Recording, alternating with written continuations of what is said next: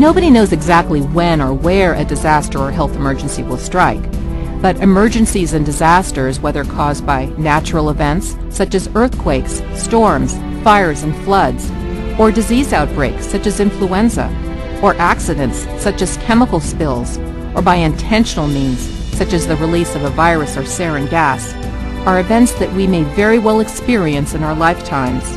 Most of the time, we cannot predict or control these events, but there is something we can do.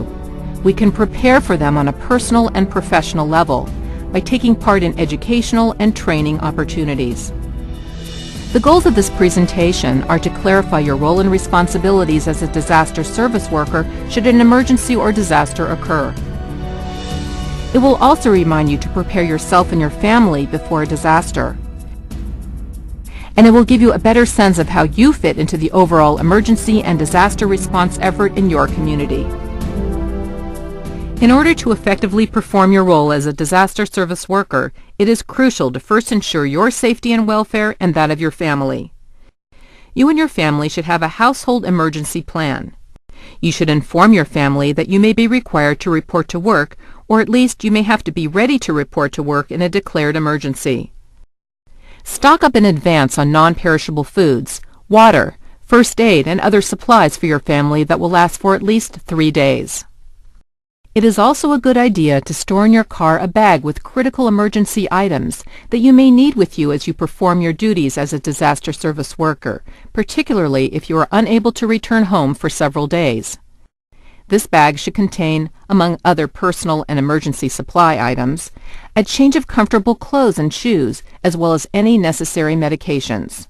Well, I think for the family, there's a couple of different things. One is for them to understand what my work is and the possibility of me going on short notice or on long notice, and how that would happen, what the steps would be, and what they could do. And then for the family also, we do have supplies set up in the backyard. One of the things that we found, I think it was the Loma Prieta quake, but one of the quakes that really tossed our house around, that if all of our supplies are kind of scattered around the house in the dark, it's really hard to find them. When where are the flashlights, where are the batteries, and things like that. So we put everything together into a rolling garbage can.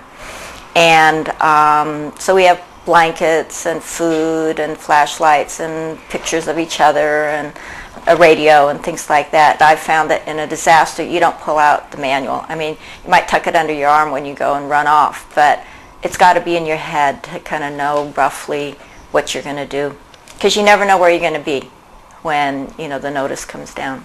You can get more information on personal and family preparedness by visiting the Governor's Office of Emergency Services website. How will you know when an emergency has been declared so you can respond to the needs of your workplace? There are several ways to find out. When an emergency or disaster occurs, every jurisdiction or agency has its own plan for responding. If you do not know what yours is, you can check with your supervisor or the person in your department or agency who is in charge of disaster response. Some workplaces, for example, may have a system of calling all staff members at their homes. This system may be automated, or sometimes it is organized through a phone tree. Other workplaces may ask employees to call a designated number or the number of their supervisor in the event of an emergency. In any event, you may want to keep these numbers with you at all times and write them down in your household emergency plan. There are times during an emergency, however, the telephones may not be working properly. The lines may be constantly busy, or you may not have access to a phone. If this is the case, the general rule is to listen to the radio or TV to receive instructions. Once you have been instructed on where you are to report for work, or you have been given a specific assignment, you need to get there as safely and as quickly as you can. Government and labor codes define all public employees, including state, county, and city workers, as disaster service workers, subject to such disaster service activities as may be assigned to them by their superiors or by law. It is your responsibility as a public employee to perform these functions necessary in an emergency or disaster. You are a critical member of the response team that will help all of us. Disaster service workers play a critical role in any public health emergency. When this emergency involves a disease outbreak, you and other first responders, including law enforcement officers, firefighters, hospital workers, and ambulance personnel, may be given priority to receive vaccinations before reporting for duty. Protecting your health and safety will help ensure the health and safety of others needing assistance during these times.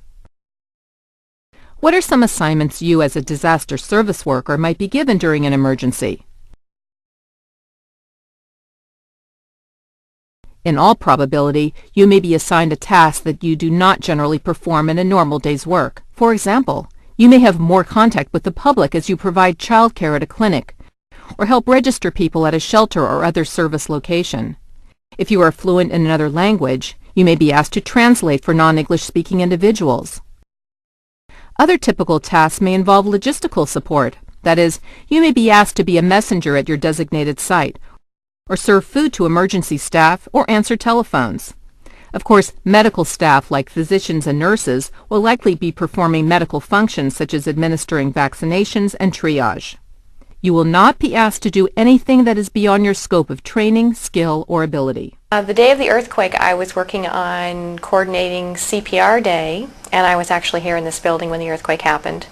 And so I rushed home through all of the traffic and all of that, and we had no power and our phones didn't work, so everyone in the neighborhood monitored their car radios to find out what was happening.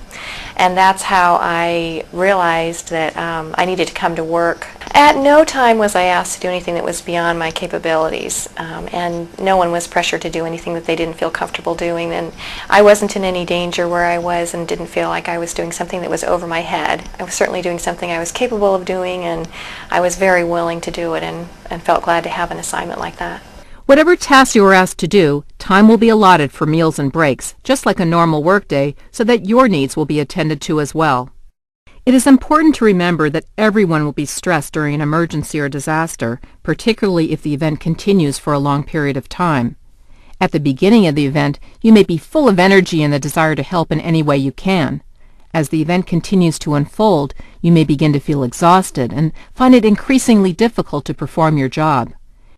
It is critical that you pace yourself and monitor your own physical and emotional status, as well as those of your coworkers and the public you are serving. By caring for yourself and the others around you, there is a greater chance that everyone will respond more effectively and efficiently throughout the event. At this point, you may be wondering what government support systems are in place to manage an emergency. Just as it is critical for you to have a household emergency plan in place, your workplace and jurisdiction have an established emergency plan as well. By the time you call into work or are called during an emergency, an Emergency Operations Center, or EOC, will already have been activated.